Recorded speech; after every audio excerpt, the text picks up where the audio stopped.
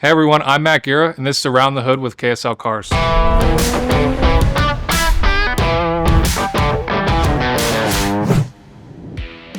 This is my 2011 BMW M3. This is the first nice car my wife and I ever bought together.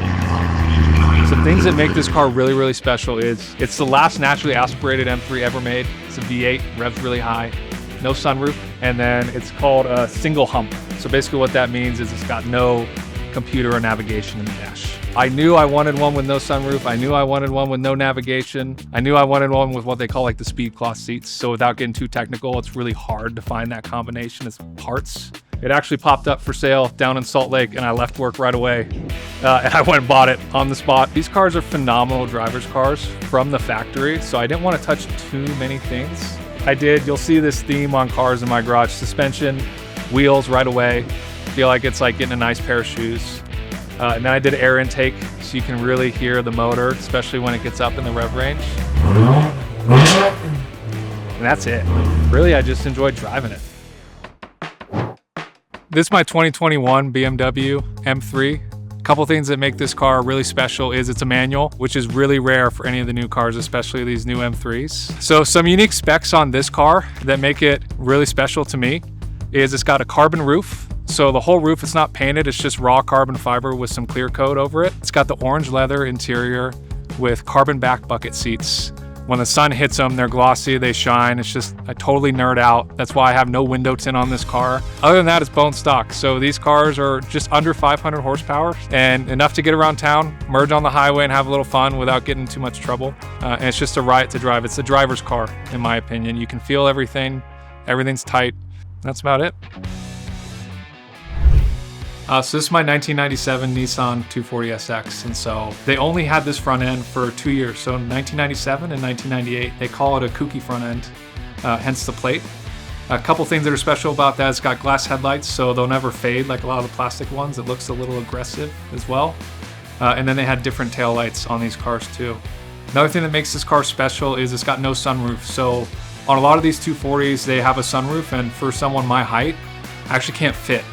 So my head would hit the ceiling, and when I did try to drive some, it was just so uncomfortable. When you remove the sunroof, one, I think the car just looks better. Two, I get the headroom so I can enjoy it.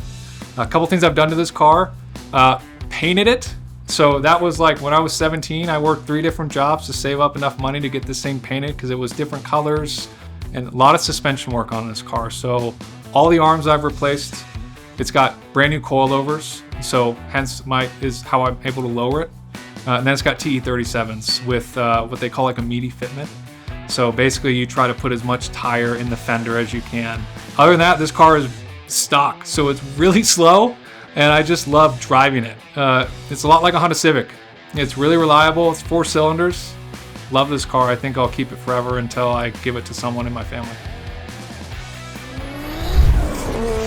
So this is my 1997 Toyota Supra. A couple fun facts about this car. I've wanted this car since I was a kid, like 11 to 12 years old.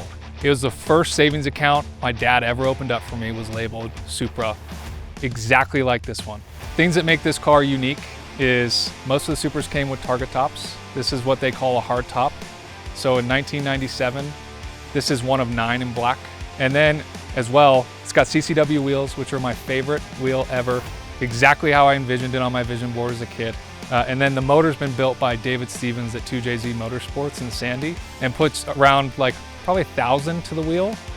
So it's fun. It's really fun to drive. It's also a little scary to drive. My wife and I call it anything from the Soup to the Widowmaker.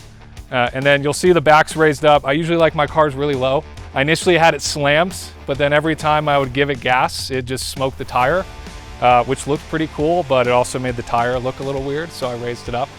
And then on the inside, I'm currently restoring that. So I've got a brand new interior basically downstairs. My wife is ready for me to put in because it's taking up a lot of space. Dashboard, door panels, you name it, I've got it. I just got done putting the seats and the roll cage in the other weekend. That's it for this edition of Around the Hood with KSL Cars. Thanks for watching.